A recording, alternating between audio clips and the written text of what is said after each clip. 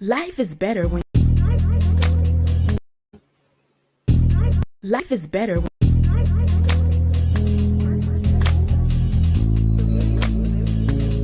life is better when you are living on purpose, but many times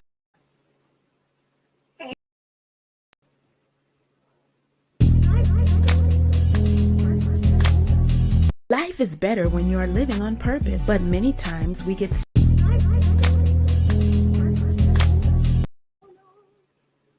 Hey, what's going on, guys? I guess we're having a little bit of a technical difficulty.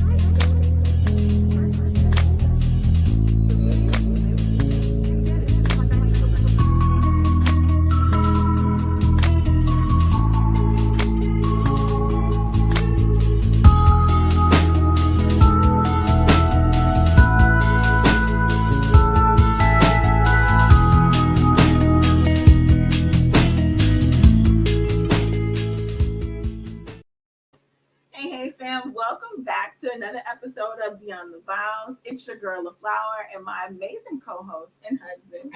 It's your boy Marcus. Happy 4th of July, y'all. Hope you have enjoyed your holiday. We didn't forget about y'all tonight. We spent some family time, some quality time. We went to go have some good food with our family. And now we back in the lab, ready for another episode of Beyond the Vowz. So, how you feeling, baby? Man, I'm feeling good. I'm full. I'm just thankful to be here on another episode. Can you believe it's episode 11? Wow. Of Beyond the Vowz. And I'm just glad to get this going and popping. And please follow us on iHeartRadio, YouTube, Spotify, and Facebook. Right, guys. Definitely like and subscribe. Leave us some comments. Let us know how you feeling. Some comment on some of the places that we recommended you to eat, some of the wine that we recommended you guys to try out. And let us know if you guys have any topics that you want us to talk about. All right. So we had a little situation this week, y'all. A whole situation. And we're going to jump into it more when we have our special guest, guys. But tonight we're going to dabble into a little bit, with parenting adult children. We're going to talk a little bit about faith tonight. We're just going to have a good time and have some amazing conversation. So I hope you guys are ready. So I want to get into our guests right away because they are a phenomenal couple. They're definitely near and dear to our hearts. They're just some really good people, guys. And they're just amazing. So you wanna introduce them? Without further ado, y'all, I would like to bring. You gotta tell a little bit more about them, though, babe. Oh, okay. You gotta do them justice, do them righteous. Come on, babe. These people are near and dear to my heart. Like my wife said, we've known them for quite a bit. Actually, we were in their wedding. Well, I was in their wedding. I was pregnant at the wedding. My wedding. wife came in attendance, because she had a little load to worry about. But I was in their wedding. The guy himself, me and him used to work together. Back in the day, we became friends. We hung out, played basketball. We just built a great foundation, and I got to meet his wife. She's a beautiful person inside and out, right. And they're just a great faith-based couple. They're amazing. So, without further ado, I would like to introduce you guys to one of my favorite couples, one of my homies, the Calhouns. John and Theresa. Hey, what's happening? Welcome to Beyond the Vowz. We are super geeked to have you guys as guests tonight. I know you guys share a lot of values and things that we do. So I'm excited. For sure. So you want to just jump right into it? Let's jump in that thing. So as we jump into it, guys, if you want to just take a moment to introduce yourself to our BTV family, let them know about you, what you guys do, and anything else that you guys want to share. Well, hi, I'm Theresa Calhoun, the wife of this handsome guy here. I'm currently retired. He retired me, so I'm at home with our 2-year-old. Just kind of get the feel of being a stay-at-home mom and a wife, full-time wife. So that's what I'm doing right now. I'm John Calhoun. I'm a manager at Port of Houston. I'm also a minister at our local community church, Gospel Hill Baptist Church, 7904 Hirsch Road. I'm the youth minister there. We have a beautiful baby girl, and I also got 2 bonus kids. So we're right in the mix with you guys. We're ready to have conversation. We're ready to get this thing going. Love it, love it, love it. Love So it. can you guys tell the people how you guys met? I kind of know a little bit of the story, but I just want to hear from you guys. It's such an awesome story, though, right? Yeah. It could be like a whole movie, but y'all go ahead. Yeah. Well, it started. I was having trouble. This was back in, I believe, January 2012. I had issues with my cable. He worked for AT&T. And so I was upset. I left work early to make sure my cable was going to get fixed. So I got home. Nobody showed up. And I'm like, okay, I called. I'm like, nobody showed up to fix my cable. It's still not working. What's going on? So I was at this point, I was like mad because I've taken off work, you know. So I called and they said, okay, we're going to send somebody out. Just be patient. I'm like, okay. Right. So he calls first. Hey, is this, Teresa? Totally screwed up her name. He said Teresa. I was like, yeah, this is Teresa. He was like, well, I heard you have issues. I'll be out shortly to fix your cable. I'm like, okay. So he pulled up, I think about maybe 30 minutes after the call. And I opened the door. He saw my face like, I'm here to help you. You don't have to, it's all right. Calm down. So that's how he literally just like walked in my life, honestly, just kind of walked in. So he went around the house, checking for issues, see what the problem was. And we had good conversation. He was a good listener. That really sparked, my interest. I was like, he's listening. He's actually listening to what I'm saying. So, at that time, a lot of guys just not really good listeners, Right. So he really listened to me. We had a really good conversation. And when he got done with the job, we kind of kept talking. And at the end of their job, so I know you guys know this, they leave their work number in case you have any more issues. Mm-hmm. So I was like, okay. So I'm gonna call. I was gonna play a little joke. I said I'm gonna call him and let him know that it's not working again and see what he says. So I called him. I said, hey, it's down again. I need you to come back out. And he was like, what? I was like, yes, it's not working. It's not working. He was like, all right. I'm just joking. I just want to see if he's gonna pick up and if this was your like personal number or whatever. He was like, no, it's not my personal number, but I can give you my personal number. Hey. Yes. So from there, it's history. Because after that, we talked text every day, and then we finally went on our first date. I think Cheddar's. to Cheddar's a week after that. Wow. So I gotta chime in a little bit on this because I think that called me. It's like, bro, I found me a beauty. Yes, bro, it's terrible because how she makes it seem like it was all just kind of happening. I was the last tech on the board that night. I just so happened to be in the neighborhood. It's 8:30. Everybody's gone home. Wow. My boss calls me and is like, hey, I need you to do one more job for me. Please do one more job for me. I said, man, give me the job, man. I go over here and see. And this lady answered the door, and oh my goodness, we gave you the business, bruh. She was like, I need this fixed now. I paid too much money for it. Oh man, I got ripped. Yeah. Wow. But it ended up being a good conversation. We talked about school and all that good stuff. And So and I typically I don't chase guys. I don't do any sure? of that. I'm positive. God spoke to me and was like, God said that's gonna be your husband. He said that to me. He said, and I was like, what? So at what point did he say that? Was that before you, like, did you know, like, after that initial interaction with him?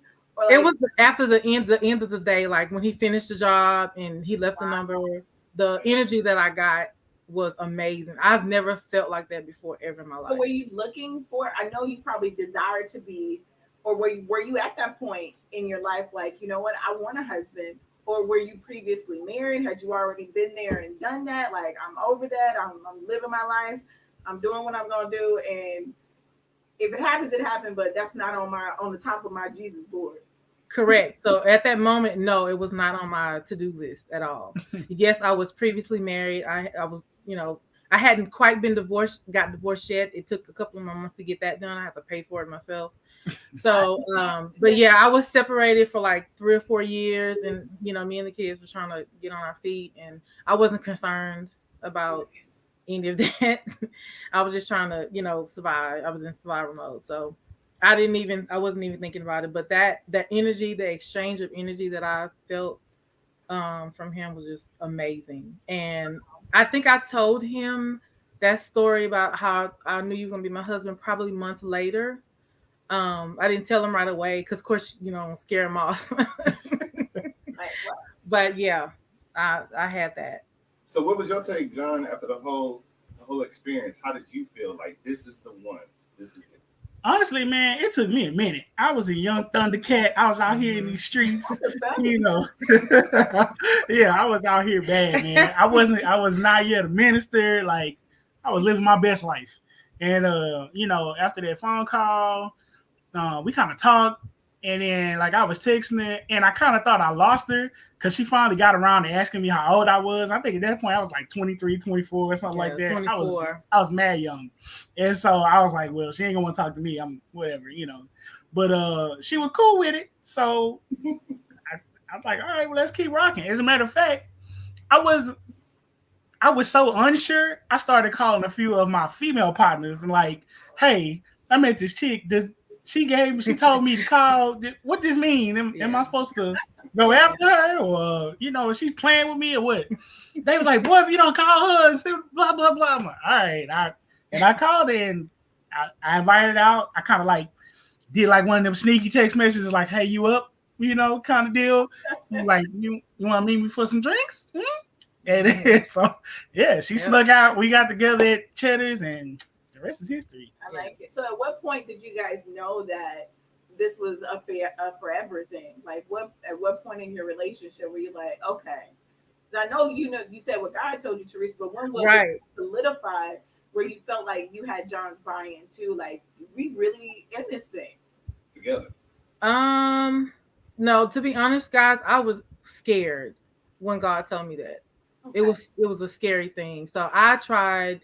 When we were dating, I tried to leave. I tried to let me just let you enjoy your life because this is too perfect. Nothing's this perfect. Of course, we had some issues here and there, but nothing, nothing traumatic or anything like that. I was just like, this is just too good. There's no man is this good. So I was trying to leave and run. So, yeah. Wow. So I have to ask, brother, because I'm glad I got somebody on here that can feel my pain. Well, not understand what I'm going through.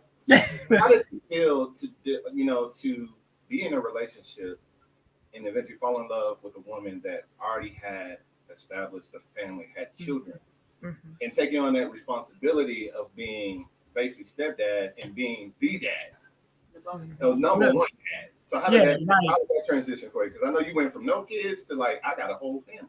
Bruh, like real talk. And it's funny you say that because initially when I first met her, I saw those kids because it was like this big house, and first of all I thought she was out of my league because the house I met her in was like 6,000 square feet. It was ridiculous, and I'm living in a little Cheerio box apartment. So I'm like, I'm not about to. It's not a chance. But then I found out that those kids were her kids because she looked so young. I'm like, okay, maybe she just big sister. She babysitting. Yeah. But I'm like, wait, them both your kids? Here we go.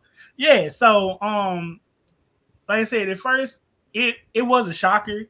And I can honestly say she's always been honest with me, right? So before we start, getting any emotions, any, relationship things, any of that, she let me know, like, look, I'm kind of still married. We've been separated for a while. I'm about to try to get this divorce thing popping because I like you, and I don't want that to stop us from hanging out. And I was like, yeah, you need to handle that because I'm out. I'm not, I can't deal with, a lot of extra. I don't do the drama. And so she took care of it, bro, like quickly. And this is for a woman who got 2 kids. She ain't making all the money in the world, but she scraped them coins together and got out of that thing. So, and then the kids, they were such good kids, for me to, find out their situation and all that good stuff. They were still to have gone through what they've gone through, they were still good kids. So I feel like I'm not gonna try to take over as a dad per se, but more like a mentor, more like a coach. Because the my son, he was already in football, and I would always attack him on the level of football, right? Because I play ball, so we could talk that talk, and I would get and break him down, and he'd be like, "Okay, I got you. I'm done. He didn't want no smoke." The his sister was my baby girl. Like, she had me wrapped around her finger from Jump Street. I would buy her anything and everything. Like, I'm broke and can't figure out why I'm broke at the end of the month. It's because I done bought her every I Love Pony or whatever else she wanted. So yeah, and now I got a little, and it's just times two because my baby girl still lives with me. Now I got a baby girl, and it's like, come on, man, it's unfair. I love it. Now, Teresa, I have a question. So, you know, I had 3 children when me and Marcus got together, and how did it feel? Because for me, it felt I almost had like that major pain moment. Like, this feels funny. Like, you really love me and these kids. Like, you like that genuine love. Like, all my flaws. You know what I've been through. And the kids, like, you accept, like, there's no, because we don't even use the word step, and I don't think you guys use the word step. Yeah, we don't use it. Don't like it. We don't like that word. We never use that word. So for me, it was an adjustment to be able to receive that type of love for me and my kids from a man, and not to constantly have my guard up, would be checking, like, you go, like you said, something wrong with you. Like, where the skeletons in the closet? Exactly. So, And I was searching high and low for the skeletons, and Right. I was finding the devil was just like, yeah, check this, check that. Look at the friends, and I'm like, you don't even exude that type of energy, first of all. So the devil was just like in my brain, like I was trying to leave him. I was like, you're too good. You don't need to be dealing with all what I got going on. It's be selfish of me, He was like, no, I'm not going nowhere. Yeah. So of course, I felt it was very weird. But at the same time, I really liked him. Yeah. And I knew that one day I did want to, get married again. I just didn't know, how it was gonna happen. But I did want that. And so it's scary. Like when I prayed too. I was praying a lot when I was just me and the kids. And you have to be ready to receive what you're praying for. And I don't know if I was quite ready because it just happened in that way. But I'm telling you, it's mind blowing. It was mind blowing. It still is mind blowing. Wow, amazing. Now, I'm going to flip it up a little bit. I'm going to bring one of the segments in from another one of our shows because I'm just curious to know, like, beyond how you guys got together and how you're still together, I want to know how each of you know, how do you know that God is real? Like, whether it was something that happened in your childhood, like, how do you know without a shadow of a doubt that God is real? Well, for me, I grew up in the church. I grew up in the church, but my parents, they sent us to church, so I didn't go to church with my parents. So I had to learn, from the peers at church about the Bible and what Jesus is really about, how you treat people and things like that. They did enforce me to go to church, but it was confusing because I'm like, okay, you want me to go to church, but you're not going with me. So, okay, am I doing this by myself, or, who do I rely on? So I started, had to think that I have to be independent. I have to do this on my own, and I only have Jesus.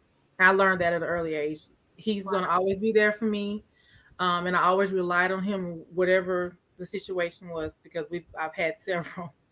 As a young kid, we ended up being homeless because my parents split, and we slept in a van for, I don't know, maybe a year. And then we would go to different people's houses. When we did that, my mom taught us, you don't let everybody know what's going on. You talk to Jesus about it, and, he'll fix it for you. You just got to be strong. And so that's what I was always taught. Nobody ever knew that I was going through anything because I didn't show it. I just give it to God, and He kept me going. So that's my. I know He's real. I believe in Him. He's kept me. He continues to keep me. And for anybody that's ready to hear my story, I tell them. He lets me know what person who I need to tell my story to because they need to hear it. So that's for me. That's how I know He's real. Wow, And thank you. Thank you. Me, I didn't grow up quite that way. I grew up in what everybody, all of my friends say I grew up in a bubble. Because when I got to high school, I didn't know nothing about nothing. I didn't know nothing about no girls, none of that. None of that. So, um, how I found out that God was real for me, like I said, I came up in the church, and I'm sorry about all it's fireworks season, it's July 4th. But I came up in the church. My grandfather was a pastor and one of the founding pastors of my church. My uncles are pastors. My uncles are bishops up in Philadelphia. Like, it's church all up and through my family. But finding out how God is real to me, it was actually one incident. And I remember this incident so clearly because it could have only been him that bailed me out of this.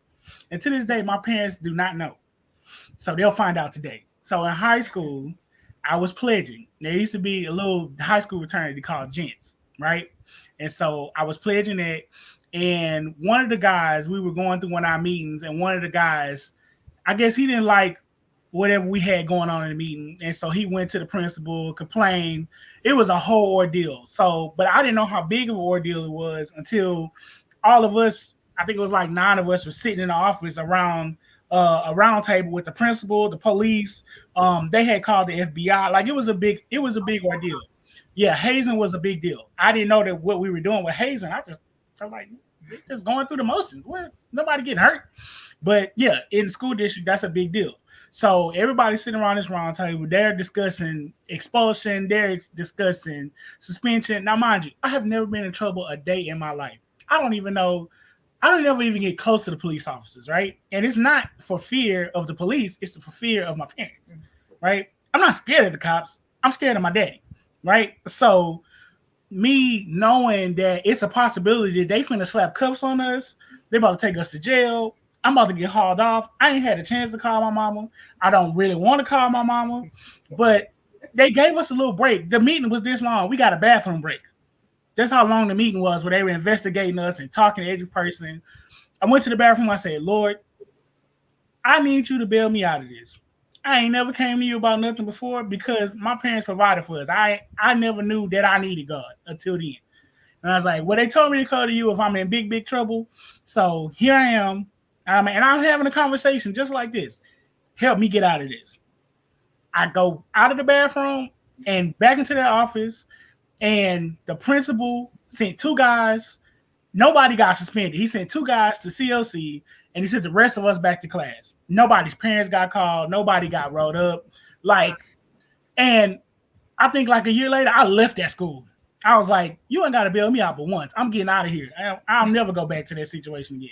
But from that point on, and I think he did that before I even got out of that bathroom. But by the time I got back to that table, it was already fixed up. So, yeah, that's my story. Wow, that's amazing. That is.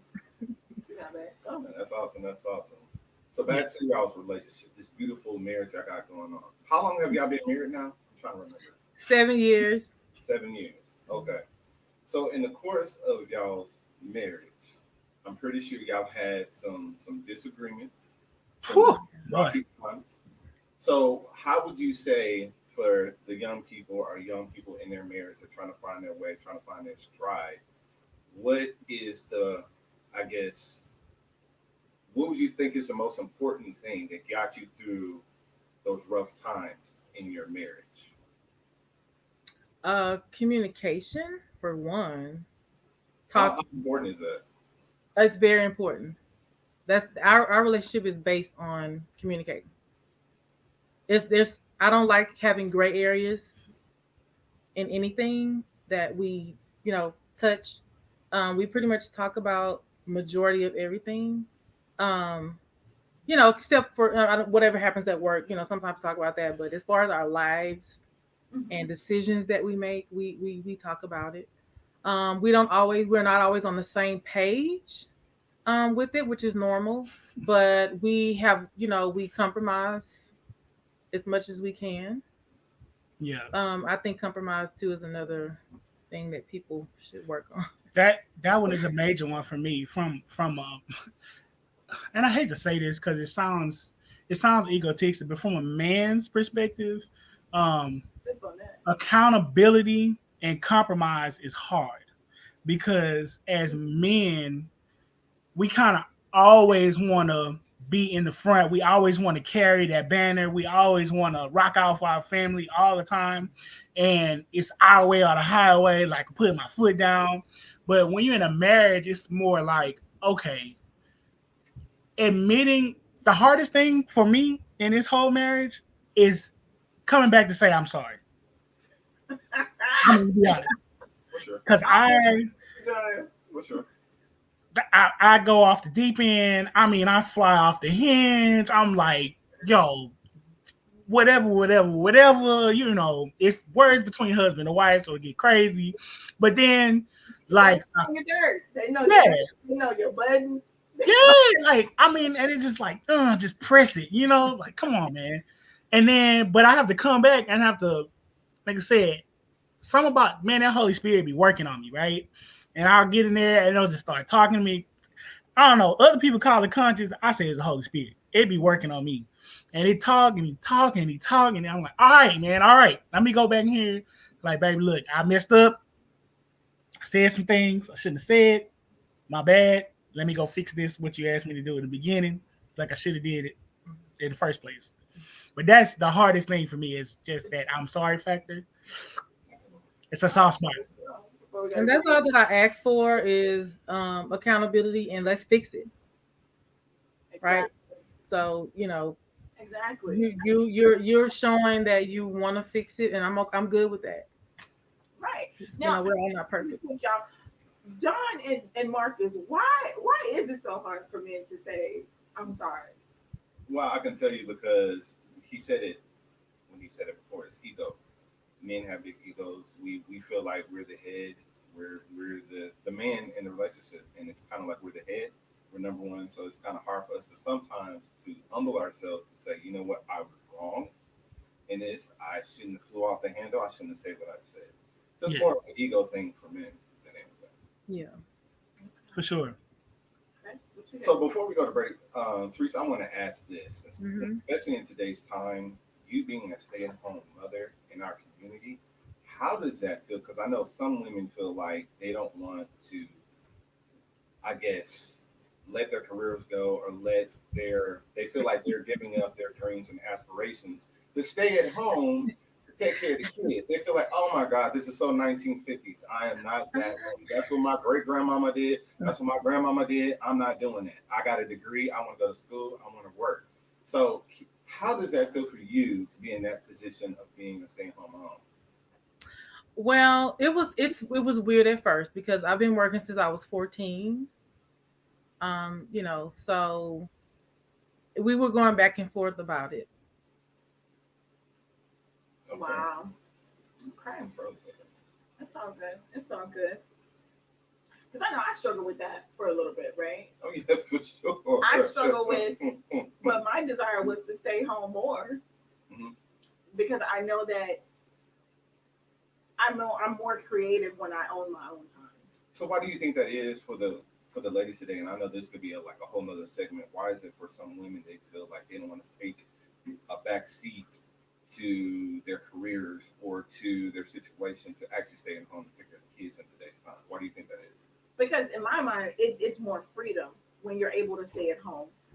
Because that creates an opportunity for you to generate more income, for you to be more creative, for you to, start to own some of your talents, your crafts. I know Theresa's super creative and things like that. So for me, staying at home, it gave me an opportunity to hear God more, to focus on my actual work that He put me here for, and to really, take time for myself. But I think some women think that it's a step back. They think that, welcome back, guys. Y'all good. Some women, I think they felt like it's you lose some control in the marriage Sure. when you lose that financial hold. Because as long as the woman is contributing to the relationship financially, she feels like her voice has more weight. But as soon as that woman stays home, especially in the days and times that we're living in, it's almost you are silenced because you're not bringing no money to the table. You can't say, your decisions don't matter and it doesn't hold as much weight. But in reality, you have more power when you stay at home because you're running the whole corporation. Everything. That's true. We look at our house and our family, it's a whole corporation. It's a business. It is. It's a whole business. So Teresa, what were you saying before we dropped off for a second?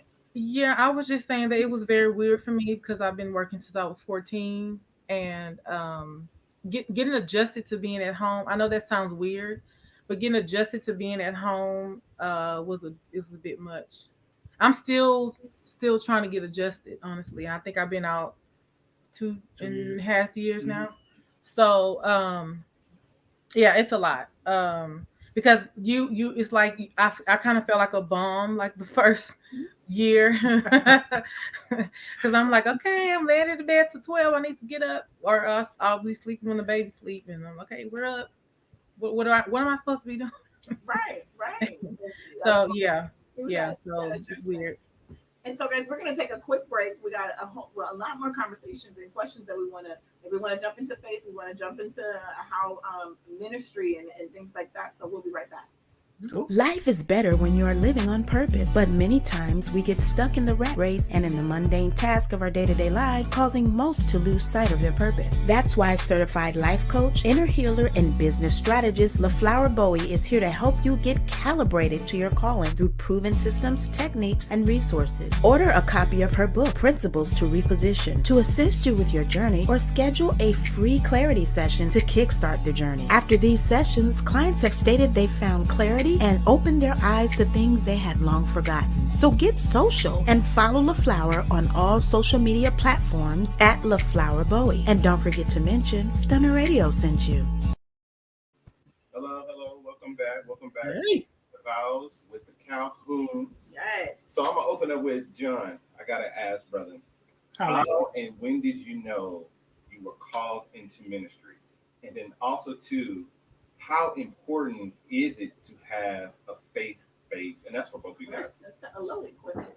I said, okay. I like loaded questions. You do. Load them up. With all the questions up there. Load them up, bro. Oh yeah. And how important is it to have a faith-based relationship? So weird. So I got my call in, I believe it was back in 2015.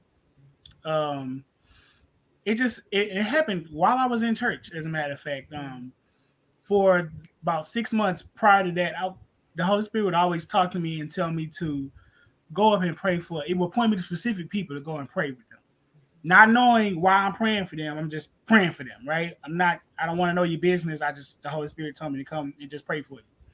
And I would just do that. And then it ended up, I had to pray for my pastor. Didn't know he was going through. No, I was not a minister, was not even a deacon. I wasn't even on the usher board. I was just a regular member, right? And I went up and I whispered in his ear, I said, I need to pray for you. And say, but it's going to take a lot more power than mine. I need to get the deacons. I need to get all the other ministers. We need to lay hands on you and pray for you. Yeah. I'm not sure what it is that is going to happen or that's about to happen or that has happened, but we're going to pray for you. And I prayed and prayed and prayed. And finally, the Lord was like, okay, now you're ready. I see that you're going to do what I tell you to do. When I tell you to do it, now I need you to go and preach to the people. And so that's how I got my calling. And accepting it has been everything for me, man. Doing ministry for me it's a part of me now, right? Like it takes precedence over a lot of things. Making sure that souls are saved, making sure that even before souls are saved, that a conversation is had, right? That we can go and talk to somebody and we ain't got to beat them upside the head with a Bible, right? We can just go and have a conversation with them. But the faith-based marriage and the faith-based relationship, being on the same page about God kind of helps a marriage get along a little better. And and be, different if she believed in I don't know, a goat or a duck or something. That I don't know if that would work out very well. But I mean, she asked God for a man of God, right? Just a God-fearing man, and she got a preacher. So I don't know. I think her prayers go faster than mine. I don't know how this works, but yeah, faith-based relationship, it works, man. It works. Awesome. What about you, Teresa? How important do you think that is to have a faith-based marriage? It was very important to me because I had a really good relationship with God. I talked to Him, I would talk to my best friend. Like, God, you know what I need. You see what's going on. You know, this is what I need. I need this in my life because I was being in church. I was not in church for years. Let me tell you that. But I always knew the foundation. I always knew the foundation that I came from, and how to get back to it. And I was in a very, very dark place in my life before John came along, and I went into a deep depression, and I just didn't want to see the light of day. I was going because I had the kids, basically.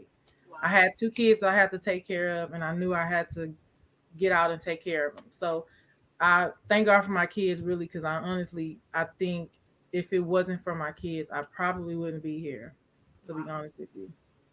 But a God-fearing man is very, very important to me. Faith in a relationship is very, very important to me.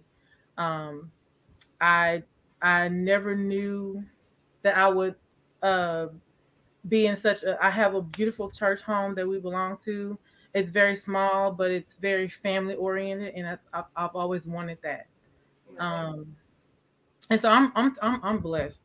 I'm blessed. So that is very important to me to have it. I think everyone, whatever their religion is, they need to be on the same page and have some sort of faith in Wow, what and in that's the one of Lord. the things. I'm happy you brought that up because, and we're going to talk about that on our other show or this week as well. Is whatever side you pick, like be on that side 1,000%, Right. instead of teeter tottering.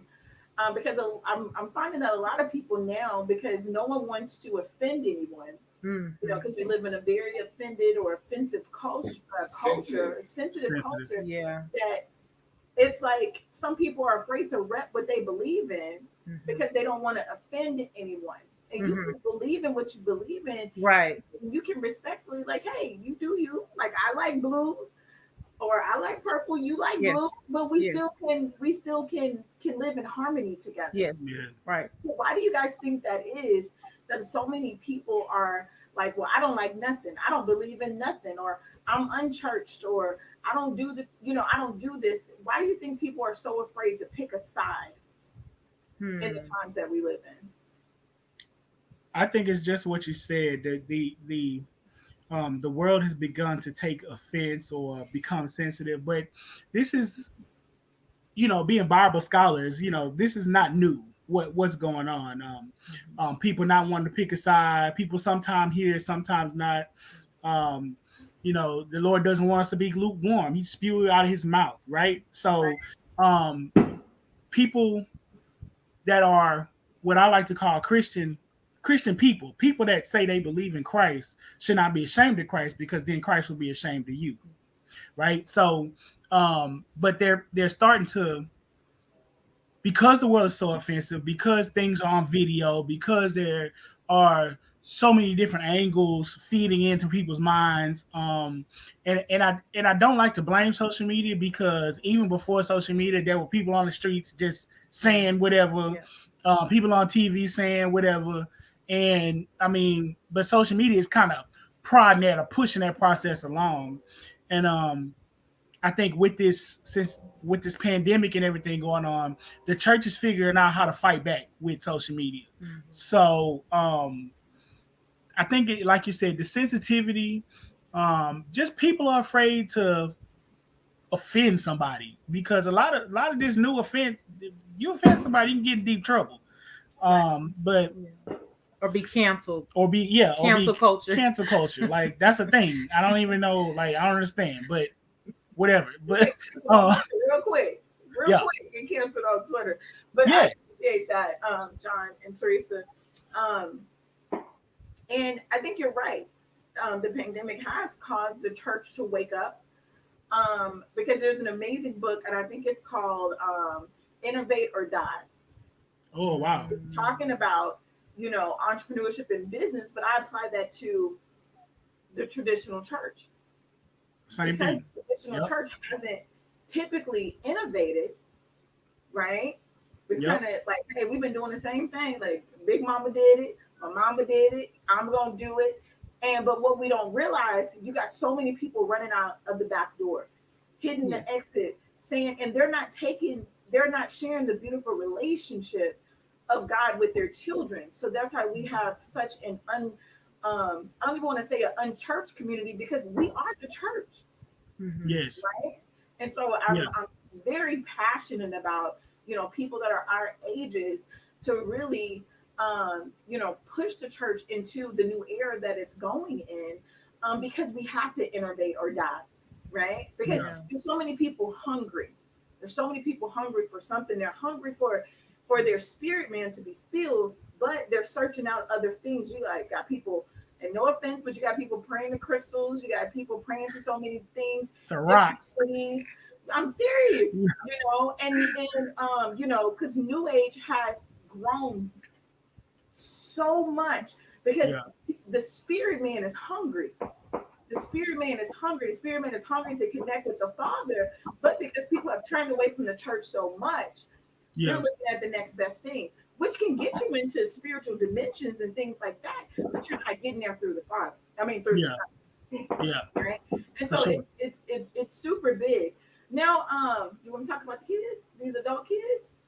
You want to pivot real quick and talk about you pivoted real hard on that one. I'm quoting you. I'm learning the best. I'm learning the best. All right, so you guys. I don't want to get too deep on them tonight. I know y'all have the baby, but I know y'all have some big kids. Y'all was almost empty nesters, but you got the little one. Almost. Like we was almost there. Like, Almost. All over. That's how we are with Riley. We like. so, how does it feel? I guess raising, because I know your son now. He's what? He's 21. 21. Mm-hmm. Wow. How is that raising a young adult? Because I know we call it parenting an adult. Parenting an adult. Yeah, basically. I know it's like they can't take care of themselves. No. They think they can, but they can't.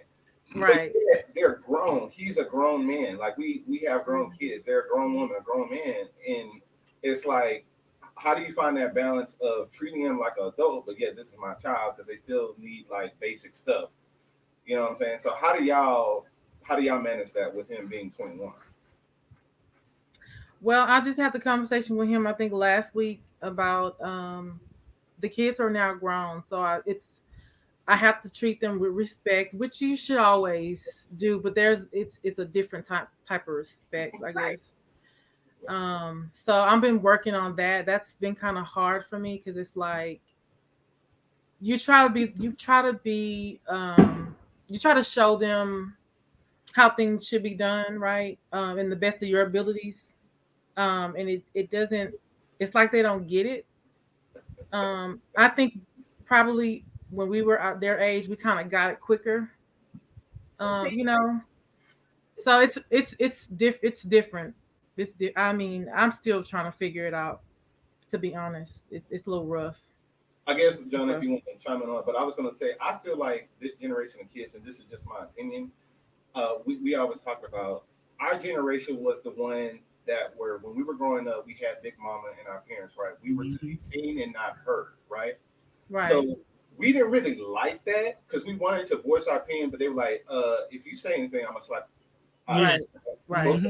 So or they just gave you that look and you knew. Yeah. Right, they give you that look like, if you don't go, you know what I'm saying? Move around. So for us, I think for our children, because we experienced that, we gave them more of a voice and more leeway, and we gave them more than what we had. Right. In result, our kids have a tendency to be, and that goes back to the word sensitive, or entitled. Really tell them anything, and their feelings get hurt, or they get defensive. Mm-hmm. And as you said, we got it quicker because we got them lumps. We got our. We have no feelings, bro. There ain't no feelings. You ain't even get to choose what we was eating. So for me, it's like these kids to me, they're a little bit more sensitive. Where if you say something, they take it like personally, and it's like, no, I'm as This a is parent. called parenting. It's called parenting. I'm not attacking you. Yeah. I'm attacking you like you're dumb or stupid. It's Right. like, no, I'm trying to help you through this thing, and you're not listening. You act like we haven't been through that road before. They feel like we came out the womb and we were like this age. Right. Like, Right. you forget I was a teenager, a damn fool on top of it. So I know Right. everything that you did, I didn't probably done like 5 times. 5 times over. Right. Exactly. So, Yeah. go ahead, John, if you got something you want to chime in, but I just want to say these kids to me, they're a little bit, we gave them the world, and it's like when adversity comes, they don't know how to handle it, and we try to show them, but then they don't want to listen. Yeah, I think like you said, we gave them the world. We created. So I did to these kids the same thing. My parents, I created a bubble at my house, right? So, I tried for them knowing their situation. I tried to make it where they didn't need anything, right? So if they would ask for it, it would just appear, like a genie, kind of, sort of, right? So now I'm keeping that bubble going, like how my parents did me. There was an ultimatum in my house: either you went to school or you got a job, but you weren't going to be a bum, right? So you're not just laying around sucking up the air conditioning, right? You choose to go to college. Now, if you're going to school, I'll take care of you because you're still in my house. You're still my child at this point. And you don't have nothing. You in school. You broke. So you need somewhere to sleep. You need somewhere to shower. Come get some groceries because your food points going to run out at school. That kind of stuff. And if you choose not to go to school, I'm not going to be upset at you, but you got to go get into the workforce. You need to go learn how to make some money. You sound like a daddy for real. Learn how to survive. Mark's like, okay. Yeah, so we kind of had it, and it was real. Like when I came home from PV, because to be honest, I didn't finish from PV, but I came home on bad terms from PV, so it was immediate. You find your way and go get a job. I'm giving you 90 days, figure it out, or you're gonna be up there with them homeless folks living under the bridge. So I figured it out, and that's how I ended up at AT&T. Wow. Yeah, so. I mean, but it builds those ultimatums, they build character. Because once you understand I don't have a choice in the matter, like if I don't go and do something, get on here, put some applications in, like my phone's gonna get cut off. And these kids, their phone is their lifeline. They don't have a phone, they will pull their hair out. Right? So if some get cut off, whatever I'm supporting you on, and you ain't doing your part to hold up the ultimatum, hold up your end of the bargain, it's gone. Right. So if it's internet, because now, they give you the opportunity, you cut the internet off on your phone. Whatever device they own, boop, cut it right on off. You ain't pay your bill this month. You ain't pay, and it's not, I'm not charging my kids, but it's just like, I want you to have some sense of responsibility. So yeah, you need to pay your portion of the internet. You need to pay your portion of the groceries. And you need to pay your portion of the phone bill. Yeah. I love it. Hey, you remind me, bro. I know my wife's got to go to this ratchet poll question, but I think that's the difference is what you just said. With our generation, with us as being parents, what we were taught, like you said, if your parents said, hey, you came back from college, it was a disaster. You got 90 days. When our mindset means I got to go hit the streets. I got to get a job. I got to go make things happen. I got to get it. These kids are going to be like, you're mean. Why are you so mean? What did I do? Why are you kicking me out? It's like, no, and they're going to hit you with, and you say you love Jesus. Yeah. They feel like they're the victim instead of their mindset like I gotta hustle, I gotta grind because we gave them everything. They don't know what that means. Right. That's the problem. Our parents kind of left us in a deficit in a good way. It's like I'm not giving you everything. I tell my wife all the time. I wanted my dad to give me a Tonka truck. Okay. He did not give me my Tonka truck. I was like 4 years old, I want my Tonka. I still talk about like when I was 15, like, Dad, I didn't get my Tonka truck. You still hurt. For me, it was Power Wheels. There's stuff that we wanted, and it's like our parents was like, no. No, I'm saying you gotta earn that. Right. You don't need everything, and we gave our kids everything. So now we tell them like, hey, you got to get your own. They're like, why? But why? All right. Yeah. We got to make another pivot really quick. So guys, we like to do a poll question. I know we got to get back on it since we're back in our flow with Beyond the Vowz. Brace yourself. But it's not bad tonight. Our poll question tonight is it's for the ladies, but the men can chime in too. But I'm pretty sure I know what me and Teresa would say to this. But so as you guys know, or you may not know who Wendy Williams is, and who Tabitha Brown is, right? And so Tabitha Brown recently retired her husband Chance from the LAPD. For sure. Wow, look, dog. And so she made an agreement with him 15 years ago. 15 years ago that, they moved to LA. I think they were from Mississippi, Alabama, from the South. They moved to Cali because she had these dreams of becoming a big actress, a big star. And so her husband, Chance, he was like, let me go do this, and she said, okay, give me 5 years. And she's like, that 5 turned into 15, but it finally happened this year. So Wendy Williams went on her show during Hot Topics, and I'm pretty sure you guys have heard about this, or maybe not. She went on our show Hot Topics and basically said that their marriage was doomed because Wendy Williams retired. She said, I've been there. I told him, hey, you don't have to work, go start your business. So she's like, I predict that this marriage will be on the rocks pretty soon. So, ladies, I'm asking you, or fellas too, do you think that if you retire your husband, that your marriage will be on the rocks? So that's our poll question. Do you think if you retire your husband that your marriage will be on the rocks? But for me, it was all about the I don't even think it was a clap back, it was a pray back. Yeah. What Tabitha Brown did for Wendy the next that morning or whatever. Tabitha came on and she was smiling like she smiles, just full of grace and joy. And she had the whole congregation say a prayer for Wendy, y'all. Oh man, let's pray for this. I mean, this. No, she was like, yes. You find somebody that loves you for you. I pray that you find somebody who loves you past your flaws and to do these things for you. She's like, I pray that true love finds you. Because ironically, a couple weeks ago, I watched the Wendy movie, and I was like, she stuck with him, and he was doing all of that. Yeah. So for Wendy, I think you stayed in a situation where you knew the man was cheating on you. You hurt your own self. Exactly. So what y'all think about this little situation? Me personally, I would retire my husband, but we would not be having we would not be doomed. I know that. We'll be having the time of our lives is what we'll be doing. Exactly. Like we were saying, I love how Dr. Miles Monroe says that there's a difference in your work that you put here to do and the job that you do to earn income for your family. Correct. Exactly. Because you're blessed enough, right, where your work can be your job and you can get income from your work or your purpose that God puts you here. But I know so many times for men, you get so focused on being that provider and protector that there's so many times that you guys even lose sight of the work that God put you here for because you're so busy protecting and providing. Well, John, I want to ask you too, bro. I want to flip that too with that question. So if, say for instance, like Teresa, she's working and she gets to the point where she can retire you, but she's still working. How is that going to affect you that you don't have to work anymore? You can go do what you want to do and live your dreams, but your wife is working. How does that make you feel? That goes back to our first little conversation we had about the ego thing. Like, I was fortunate to have both my parents in the household with me my whole life. They still together 30 plus years later, right? Mm-hmm. So, I've always been raised that, like you said, you got to go out, you got to get it, you got to hustle, you got to provide for your family, you got to make sure that all the screws are in the right place, the roof is not leaking.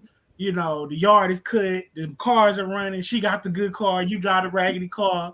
Like, it's that kind of setup, right? So, I mean, I don't think I could let that happen. Like, even if she was able to, she could be a millionaire and be like, babe, you don't really have to go to work.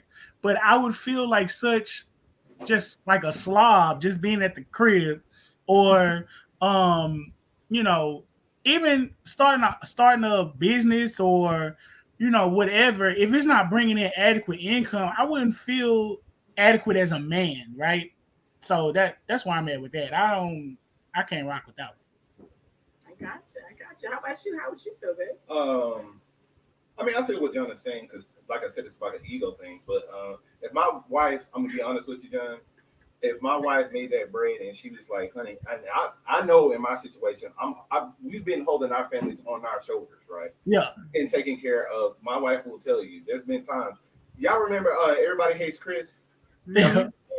You know how like the mama, she always quitting her jobs because she's like, my husband got a job. I don't need this little tax, little money. That's her. Yeah. She could be walking in there. You know what? I don't feel like working today. I'm gone. I'm out. Yeah. So she can do that. I've done that Because once, maybe twice. Okay. So I've carried my family, which is a man's. That's what we're supposed to do. Yeah, So I busted my butt for all these years, and if my wife gets in that position and she's hurt me, like say for instance, if I want to start a business or I wanted to do my ministry and go full time with that or do other stuff, a nonprofit, and she's like, she's put in the work herself, and she gets to that point to be like, you know what, go do what you want to do. The only thing is, if I don't have anything to do, yes, I'm gonna sit there with idle time, and I'm gonna be like twiddling my fingers, like, I got something, I really got to be active.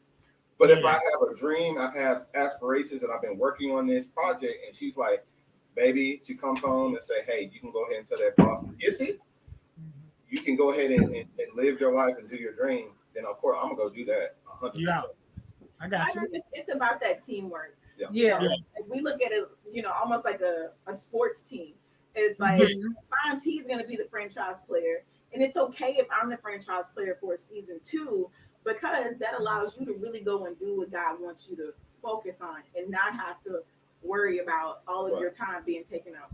But I feel you, John. I don't want to be like my wife. My girl is working her butt home. She come home and the TV hot. No, the TV not hot, and the sofa is not warm. Oh, I hear the door. I hear the keys at the door, and I'm like, oh, I gotta go clean up. I know you be like, I've been looking for a job all day. I went to O'Reilly, Walmart, McDonald's. She's like, why this TV hot and that PlayStation warm? Right. It's nacho cheese in the microwave. All the cheese gone. But I think that I really liked how Tabitha responded to Wendy. I think that was the biggest thing for me. Grace. Because it's so many times we get attacked, as believers, because they want you to respond and act a certain way. And because she's been showing up the same way for all these years, her response, I wouldn't have expected anything else from her. Right. But a grace and class, with how she responded. And they had an agreement. I think that agreement is really important when it comes to relationships, because we've had businesses and we're like, okay, in this season, we're going to grind. So I'm going to be focused over here and you're going to be focused over there. So I think those agreements, and like Theresa said earlier, that communication is key, because God is moving so fast right now. Like things are happening so swiftly that we got to be in alignment, and we got to make sure that our agreements align up with God's agreements, but we're on the same page at all times. Sure. Yes. So Absolutely. before we get off here, do y'all have anything y'all want to add? Do y'all have any social media platforms people can reach you at? John, what church are you at, and what ministry you got going on, so that people will know what you guys are involved in? So we can so the church, you can follow us on Facebook, Gospel Hill BC on Facebook.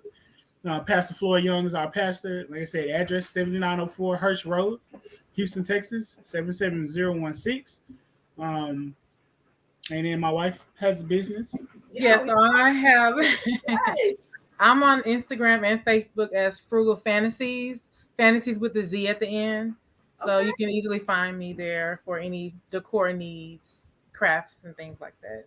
So Theresa, give us a little bit more, because I love the name. Catering? Like, what is it? What are you doing? Okay, so what I do, I decorate events. I'm not an event planner. I just, you give me an idea or you give me a color scheme, I kind of just run with it or go with, whatever you're asking me to do. So I'm pretty small right now. It's just me. It was me and my daughter, but my daughter has a job now, so it's really just me. And whenever hubby has time to help. So I'm small. I do probably the highest right now I'll do is up to 50 guests for whatever the event is. balloon garlands, centerpieces. I even do gift baskets. Um, I do custom centerpieces. I meant to add that in there. So if you're looking for something in particular, yeah. So So you can, that means you're gonna make it enough. Whatever they give you, like Smokey Mama said, make it enough. So yeah, you gonna make it enough and make it work and have them, have a beautiful experience and yes. decor and stuff. Right. And then my motto is celebrate in style. You don't have to break the bank to celebrate in style. I can get you, where you trying to go. I And love it. I love it. I love it. So y'all go check out the church fam. Y'all check out Frugal Fantasies with a Z. yes, with the Z, Love yeah. it, love it. All right, guys. Well, I know we got to get ready to wrap up. This hour has flown by so fast. Oh my goodness. Fun time. Guys, we appreciate you guys. Hopefully one day Love you'll y'all come too. Me too. Thank you for having us. Of course, of course. And guys, we love you, BTV. And remember, never settle. Always take it to the next level. Grace and peace. Good night. Good night.